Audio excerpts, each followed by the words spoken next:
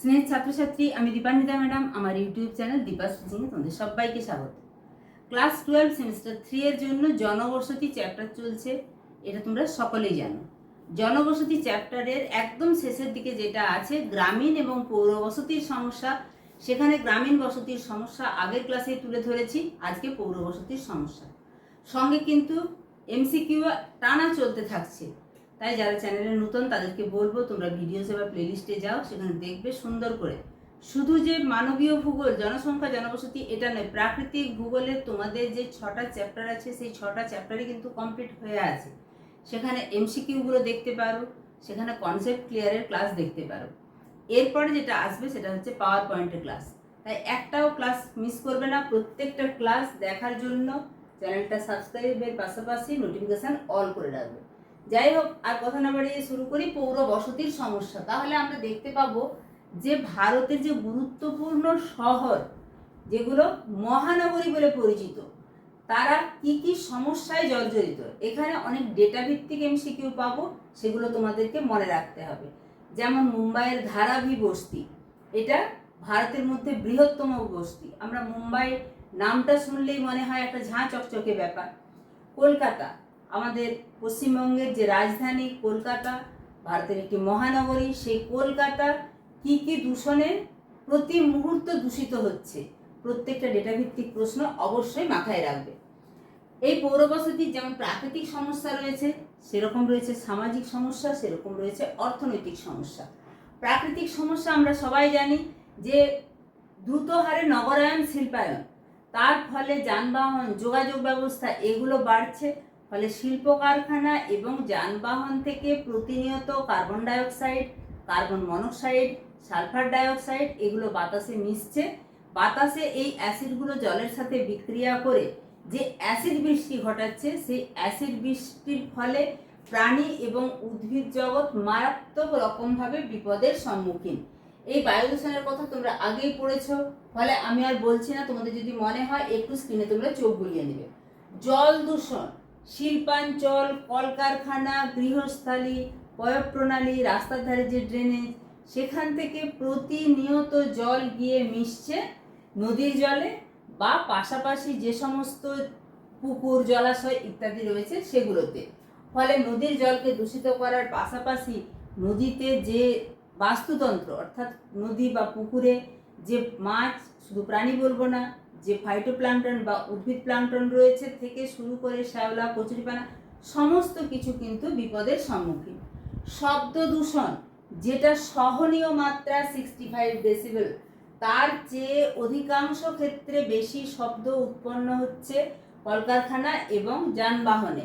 মানুষ এই মাত্রাতিরিক্তভাবে যানবাহন এবং কলকারখানার যে তীব্র আওয়াজ, সেখান থেকে বিভিন্ন মানসিক সমস্যায় ভুগছে। এছাড়া প্রাকৃতিক সমস্যার মধ্যে রয়েছে বিশ্ব উষ্ণায়ন। দ্রুত নগরায়নের ফলে গ্রিনহাউস গ্যাসগুলোর পরিমাণ বৃদ্ধি পাচ্ছে। এছাড়া পাকা রাস্তা, কাঁচের ঘর, এখান থেকে যে তাপের রিফ্লেকশন হচ্ছে, তার ফলে পৃথিবীর যে উষ্ণতা, গড় উষ্ণতা, সেটা দিনের দিন উত্তরোত্তর বৃদ্ধি পাচ্ছে, যার ফলে পাহাড়ের মাথায় জমে থাকা বরফ গলছে এবং সমুদ্র জলতলের উচ্চতা বৃদ্ধি পাচ্ছে। ফলে অদূর ভবিষ্যতে সমুদ্র তীরবর্তী যে শহরগুলো, যেমন কোচি, চেন্নাই, বিশাখাপত্তনম, সমুদ্রের তীরে নয় কিন্তু সমুদ্র থেকে খুব কাছেই অবস্থিত কলকাতা, কারণ বঙ্গোপসাগরে যখন জোয়ার আসে, সেই জোয়ারের জলের ঢেউ আমাদের কলকাতা পর্যন্ত পৌঁছে যায়। কলকাতা, মুম্বাই এগুলো জলমগ্ন হয়ে পড়বে। জল সম্পদের ঘাটতি, এই মহানগরীগুলিতে অতিরিক্ত জনসংখ্যার প্রয়োজন মেটাতে এবং অতিরিক্ত কলকারখানার জন্য জলের চাহিদার জন্য যে জলটা তুলতে হয়, তাতে ভৌম জলের ক্রাইসিস দেখা দিচ্ছে এবং ভৌম জল মাটির নিচের দিকে যত যাচ্ছে তত আর্সেনিক, ফ্লুরাইড ইত্যাদি বিষাক্ত ধাতুর সঙ্গে মিশে বিষক্রিয়া ঘটাচ্ছে, অর্থাৎ জলটা বিষযুক্ত হয়ে যাচ্ছে। তার ফলে বিভিন্ন রকম ফ্লুরাইড দূষণের ফলে মানুষের নানান রকম রোগ দেখা দিচ্ছে, আর্সেনিক দূষণের ফলে মানুষের নানান রকম রোগ দেখা দিচ্ছে। এছাড়া পরিবেশের ভারসাম্য নষ্ট। দ্রুত নগরায়নের জন্য কি করা হচ্ছে, যে সমস্ত পুকুর, শহরের মধ্যে যে সমস্ত পুকুর বা জলাশয় আছে সেগুলো ভরাট করা হচ্ছে, বনভূমি ধ্বংস করা হচ্ছে, শিল্প কারখানা স্থাপন প্রভৃতি কারণে প্রাকৃতিক সম্পদের বা প্রাকৃতিক পরিবেশের ভারসাম্য নষ্ট হচ্ছে। শহরে আগুন লেগে গেলে সে আগুন নেভানোর মতো প্রয়োজনীয় জল নেই। অর্থনৈতিক সমস্যা, স্থানাভাব। শহর নগরগুলোতে যদি দেখা যায় তাহলে অতিরিক্ত সংখ্যায় মানুষ গ্রাম থেকে শহরে আসছে কাজের খোঁজে বা পড়াশোনার তাগিদে। এসে শহরাঞ্চলের তীরবর্তী বা পার্শ্ববর্তী অঞ্চলগুলোতে বসতি বিস্তার করছে এবং শহরের কেন্দ্রীয় এলাকাগুলোতে বহুতল বাড়ির বেশি বিস্তার দেখা যাচ্ছে। ফলে কি হচ্ছে না, মানুষ এক একটা, আমরা যদি বর্গ কিলোমিটার দেখি তাতে জনবসতির ঘনত্ব অধিক পরিমাণে বৃদ্ধি পাচ্ছে। কারণ একটা যদি 4 কাঠা জমির উপর মাল্টি স্টোরেজ বিল্ডিং 6 তলা 7 তলা বসিয়ে দেওয়া হয়, তখন ওইটুকু এলাকার জন্য কিন্তু ভৌমজল ওইখান থেকেই সাবমার্সিবল পাম্প দিয়ে তোলা হচ্ছে। ফলে বুঝতে পারছো ভৌমজল কত দ্রুত নিচের দিকে নামতে থাকছে। এই যে স্থানাভাবের কথা বললাম, এই স্থানাভাবে ভুগছে কলকাতা, মুম্বাই, এবং এক একটি বস্তিতে যদি দেখা যায় এক একটি ঘরে গড়ে 6 জন মানুষ একত্রে বাস করে। শহরের প্রায় 39% মানুষ একটি বাড়িতে থাকে এবং 30% মানুষ ভাড়া বাড়িতে থাকতে বাধ্য হয়। এবং এই যে কর্মক্ষেত্রের তুলনায় জনসংখ্যা বৃদ্ধি, তার ফলে বেকারত্ব বৃদ্ধি পাচ্ছে। জনসংখ্যা এবং যানবাহনের সংখ্যার তুলনায় প্রয়োজনীয় রাস্তাঘাটের অভাবের জন্য শহরগুলিতে তীব্র যানজটের সৃষ্টি হচ্ছে। চণ্ডীগড়ের জনসংখ্যা 10.55 লক্ষ, যেখানে মোটর যানের সংখ্যা 11 লক্ষ। তাহলে প্রতি বাড়িতে শুধু একটা করে নয়, একের বেশি মোটর যান রয়েছে, প্রত্যেক বাড়িতেই রয়েছে। পয়ঃ প্রণালীর সমস্যা আগেই বললাম। আমরা আমাদের এই টাউনেও যদি দেখি, বাইরে বেরোলে যত্র তত্র স্তূপাকারে আবর্জনা ফেলা হয়েছে।